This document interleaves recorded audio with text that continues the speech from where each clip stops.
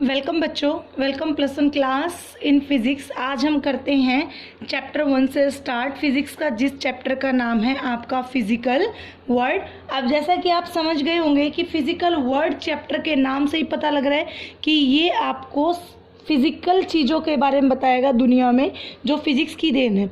सबसे पहले तो मुझे आपको बताना चाहिए था कि साइंस क्या है, फिज़िक्स क्या है, लेकिन मैं उससे पहले आपको जिस सब्जेक्ट आपने लिया है फिज़िक्स के बारे में, जिसके बारे में आपको पढ़ाऊंगी, मैं उसके बारे में कुछ बता दूं पहले ही।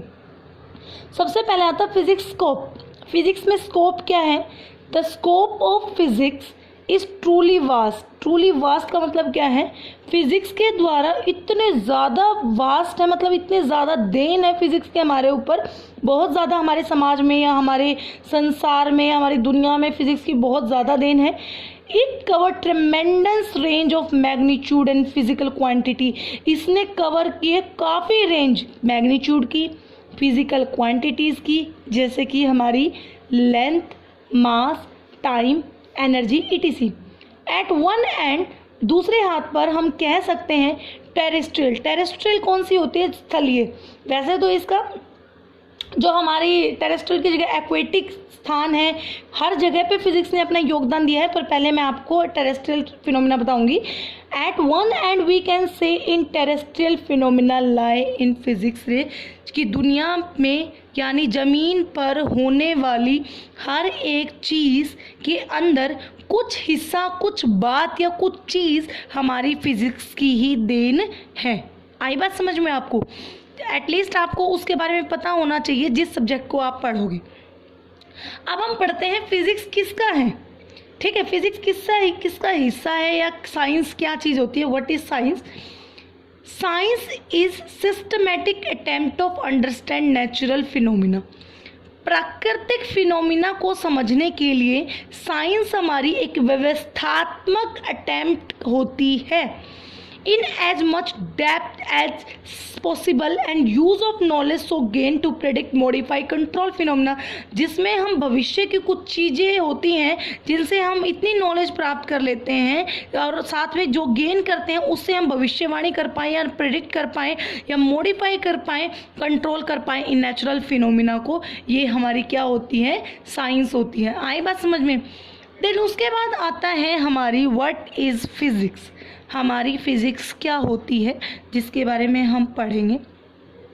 The word physics come from a Greek word. जो हमारा फिज़िक्स वर्ड है वो हमारे ग्रीक वर्ड के एक शब्द से आया है। ग्रीक लैंग्वेज के, ग्रीक भाषा के एक शब्द से आया है जिसका नाम है फिजिकोस। क्या नाम है?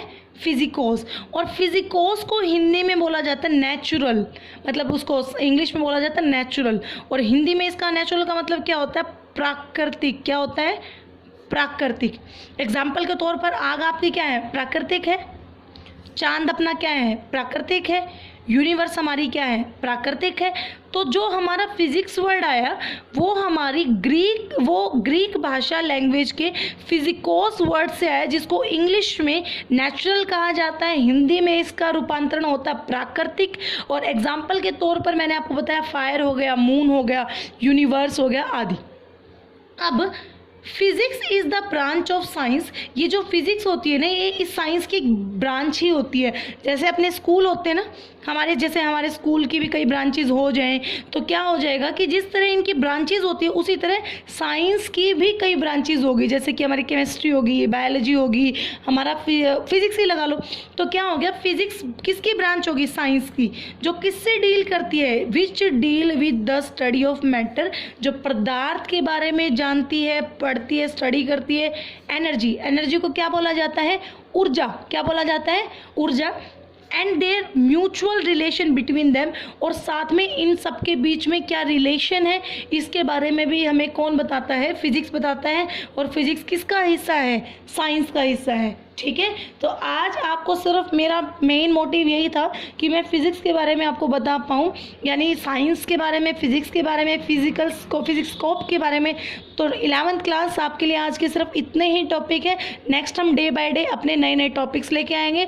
अगर चैनल को सब्सक्राइब नहीं किया है तो चैनल को सब्सक्राइब करें, वीडियो को लाइक करें और शेयर करें, और साथ में कमेंट ज़रूर करें।